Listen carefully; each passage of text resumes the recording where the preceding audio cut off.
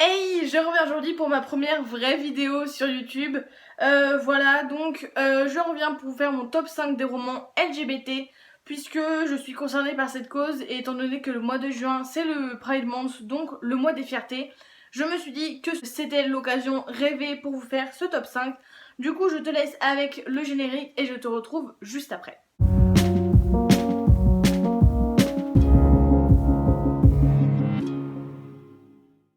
Pour commencer ce top 5, en 5ème position, on retrouve Léa à contre-temps de Becky Albertalli, paru chez Hachette. C'est la suite du roman Love Simon qui a été adapté l'été dernier en film. Je l'ai lu pour mon anniversaire, donc en octobre. Je l'ai lu dès que je l'ai reçu et je l'ai adoré. On y suit Léa qui est la meilleure amie de Simon, donc du premier tome et du film. Léa est bisexuelle et en fait elle tombe amoureuse d'Abby qui est une amie à eux et qui sort avec un autre ami à eux, donc c'est un peu compliqué. En plus c'est pendant l'année de terminale, donc c'est encore plus compliqué. Elle ne sait pas trop ce qu'elle va faire l'année d'après. Elle s'éloigne de Simon, elle se prend la tête avec des amis d'enfance à elle, donc c'est vraiment une année qui aurait pu être parfaite et qui finalement tourne au cauchemar pour Léa. J'ai choisi de vous présenter ce roman aujourd'hui en 5ème position de ce classement, puisque je l'ai beaucoup aimé. La romance ne prend pas trop de place. Léa est un personnage très attachant en qui je me suis pas mal retrouvée, donc ça c'était sympa. Ensuite, j'ai aimé le fait que la bisexualité soit représentée comme une vraie sexualité, alors que dans certains romans c'est seulement représenté comme une option parce qu'on n'assume pas son homosexualité. Je sais pas si c'est vraiment très clair, mais en tout cas j'ai beaucoup aimé ce personnage et ce roman en général, puisque c'est très attachant, c'est super drôle, il y a énormément de touches d'humour et du coup ça c'est nickel. En plus Léa est très fun, elle est très forte et c'est ça que j'ai également beaucoup aimé. Donc je vous le conseille vraiment si vous aimez les romans LGBT. À la 4ème tome de ce classement, je te présente Carrion de Rimbaud Rowell. Ici, je l'ai dans sa version originale, paru chez Macmillan, mais il a été traduit par Pocket Jeunesse. Et il est d'ailleurs juste ici dans sa version française. On va suivre Simon et Baz qui sont colocataires à l'école de magie Watford. Et en fait, à la rentrée de cette année, pour Simon, c'est un cauchemar. Il se fait quitter par sa copine, son prof préféré l'évite et Baz est absolument introuvable. En plus, en plus de tout ça, il y a un monstre dévoreur de magie qui a le même visage que lui, donc tout le monde pense que c'est lui, donc c'est juste horrible. Euh, J'ai adoré ce roman, honnêtement il fait partie de mes romans préférés de tous les temps. D'ailleurs il faut que je le relise en VO, je me le suis procuré il n'y a pas très longtemps, mais j'ai absolument envie de le redécouvrir. Enfin bref, je m'écarte totalement. Donc j'ai aimé ce roman parce qu'on a le point de vue de tous les personnages, ou presque, mais honnêtement je crois qu'on les a presque tous au moins une fois. Et en fait c'est ce que j'ai aimé, parce que du coup Baz il est homosexuel et on ne le sait pas particulièrement, mais comme on a ses pensées on le sait très rapidement. Et en fait c'est ce que j'ai aimé, c'est que le côté LGBT ne prend pas toute l'histoire, ce n'est pas le plus important, mais c'est quand même une bonne, allez on va dire que c'est 50% de la romance et 50% de sauver le monde de la magie. Mais du coup j'ai énormément aimé ça. En plus c'est une réécriture d'Harry Potter et c'est vraiment cool. Et il y a une petite phrase qui me fait beaucoup rire qui est sur la 4ème de couverture, c'est Simon Snow est le pire élu des élus jamais élus. Compliqué comme phrase mais ça résume très bien ce roman je trouve, donc voilà. En tout cas je vous le conseille à 1000%, il est trop mignon. Il est plein d'aventures, plein de rebondissements et de trucs comme ça, donc vraiment je vous le conseille si vous avez aimé Harry Potter. Si vous aimez tout ce qui est magie, n'hésitez vraiment pas. À la 4ème place toujours, je ne l'ai pas sur moi, mais c'est le webcomic Heartstopper d'Alice Oseman, que vous pouvez retrouver sur l'application Tapas, mais qui a été publié chez Penguin il me semble, je ne sais plus. Il me semble que c'est chez Penguin en VO, mais je ne sais plus. En tout cas je sais qu'il va être traduit et on y suit Charlie et Nick qui ont un an d'écart et qui se retrouvent dans la même classe, et en fait Charlie il est ouvertement gay, enfin quelqu'un fait son coming out un petit peu à sa place au lycée, donc c'est un petit peu compliqué. Nick de son côté il n'est pas du tout homosexuel, en tout cas il ne se dit pas homosexuel. Et leur histoire elle est beaucoup trop mignonne, elle est beaucoup trop chou vraiment. C'est ça que j'ai aimé, c'est que il y a quelques propos homophobes qui sont tenus par d'autres personnages, donc ça c'est un petit peu compliqué quand on est concerné par la cause. Quand on est concerné par la cause, il y a quelques propos qui peuvent être durs à lire. Mais ce que j'ai aimé également, c'est qu'on aborde énormément d'autres sujets tels que le coming out forcé, la bisexualité, l'homosexualité, la transidentité. Il y a vraiment énormément de personnes LGBT qui sont représentées. Donc ça, c'est génial. J'ai adoré ce côté-là de l'histoire. Voilà, je vous le conseille vraiment à 100%, c'est tout doux, vous pouvez le trouver sur l'application. Il faut juste vous inscrire, du coup c'est en anglais mais c'est un niveau d'anglais très très simple. Donc voilà.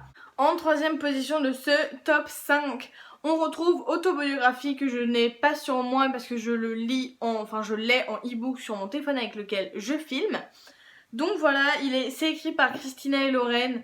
C'est paru chez Hugo New Way et en fait on va suivre Sébastien et Tanner qui vivent dans une ville où il y a énormément de mormons. Sébastien fait partie de cette religion alors que Tanner pas du tout. Tanner est bisexuel et il l'assumait dans son ancienne ville. Mais étant donné qu'il vient d'arriver dans une ville très religieuse, ses parents lui ont demandé de ne pas en parler. Il s'inscrit à un cours où il a un semestre pour écrire un roman.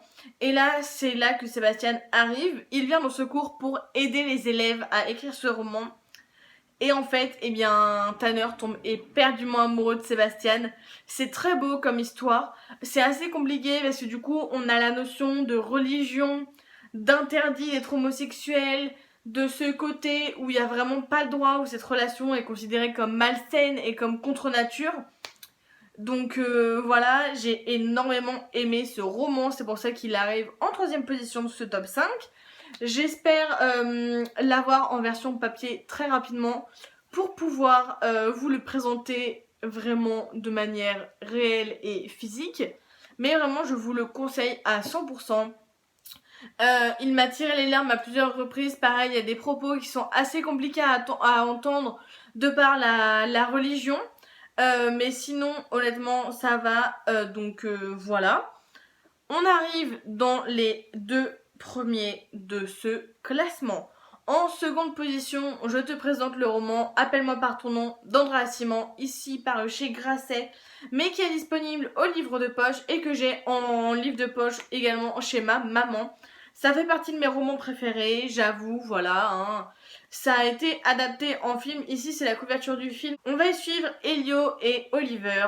Elio a des parents, un père professeur d'université et tous les ans en fait en vacances en Italie, il invite un étudiant à venir bosser sur son manuscrit avec lui.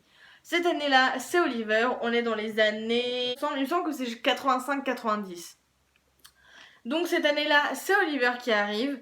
C'est très compliqué. Elio se rend vite compte qu'il a plus que de l'amitié pour Oliver et du coup, sauf qu'il y a un problème d'écart d'âge. Il y a un problème que Oliver est américain alors que Elio est italien, français, américain. Tout ça, c'est un petit peu compliqué également au niveau de ses origines. J'aime beaucoup ce roman. Il est très poétique, il est très très beau, très juste et je l'ai lu au moins... Il me semble que je l'ai lu 2 ou 3 fois depuis que je l'ai acheté en novembre dernier. Mais vraiment, je l'ai adoré. J'adore le film également. Je préfère le livre parce que la fin est beaucoup plus touchante, beaucoup plus destructrice. Comment vous dire que ce roman m'a détruit le cœur et l'âme de manière assez violente et puissante et répétée, puisqu'à chaque fois que je lis ce roman, ça m'arrive, voilà. Et lui, vraiment, je vous le conseille à 100% aussi. Tous les livres, de toute façon, que je vous présente aujourd'hui, je vous les conseille. Donc vraiment, lisez-les, et celui-ci en particulier. On arrive sur la première place du podium, la dernière place, mon livre préféré du monde entier. Si je ne devais lire qu'un seul livre jusqu'à la fin de ma vie, ce serait celui-ci. Et donc, je te parle d'Aristote et Dante, Découvre les secrets de l'univers, de Benjamin Alire Sáenz, paru chez Pocket Jeunesse. Ici, je l'ai en poche puisqu'il me faisait de l'œil depuis sa sortie en grand format, mais j'avais pas envie de dépenser 18 € dans un livre si finalement il ne me plaisait pas.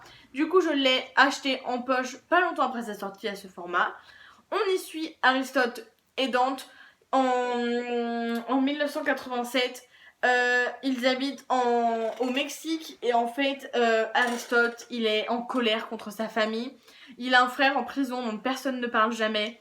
Et pour lui, c'est un réel fardeau. C'est le dernier des enfants. Ses grandes sœurs ont une dizaine d'années de plus que lui, il me semble.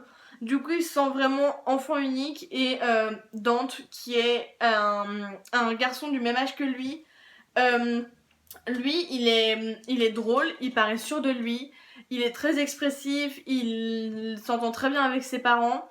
Et vraiment, ensemble, pendant un été, ils lient une amitié, mais hors du commun. C'est totalement incroyable de voir les sentiments qui s'entremêlent. Et vraiment, cette amitié, elle est plus forte que tout, quoi. Et on se rend vite compte que d'un côté, ça devient plus que de l'amitié, et de l'autre, pas encore. Mais ça va le devenir qu'à la fin, enfin petit à petit, au fil du roman, on va s'en rendre compte. Mais vraiment, ce roman, c'est une boule d'amour, c'est une boule de sentiments, c'est un condensé de sentiments forts et bouleversants qui vont vous détruire. Mais vraiment, je vous le conseille. Lui aussi, je l'ai lu 2 fois depuis que je l'ai. Je l'ai acheté en début d'année. Mais vraiment, il est incroyable. Je pourrais le relire tout le temps. En plus, il est pas particulièrement long. Enfin, j'ai quand même 440 pages. Mais personnellement, je l'ai lu en une après-midi les 2 fois où je l'ai lu. Donc voilà. Ce roman, je te le conseille à plus de 2000%, vraiment. Si tu aimes les romances LGBT, si tu aimes les histoires d'amitié, d'amour, les histoires toutes mignonnes, vraiment fonce sur ce roman. Mais vraiment, je l'adore, c'est très poétique. Donc si tu aimes ce genre d'écriture, eh bien n'hésite vraiment pas. Et voilà, c'est tout pour cette vidéo, j'espère que ça t'a plu. Je reviendrai très rapidement te faire un autre top 5 ou top 10, peut-être pas des romans LGBT, mais sûrement d'autres romans, peut-être les romances, les dystopies, enfin bref, je verrai tout ça. N'hésite pas à me dire si ce format te plaît, si les romans que je t'ai présentés, tu les as aimés ou pas, si tu les as lus ou non. Et n'hésite pas à m'en conseiller d'autres si tu as d'autres idées en tête. Pareil, si tu as des idées de vidéos, n'hésite pas à me le dire en commentaire ou à m'envoyer un petit message sur Instagram. Ça me fera très plaisir. Voilà, en tout cas de mon côté, je te dis à bientôt et je vais vite filmer une autre vidéo.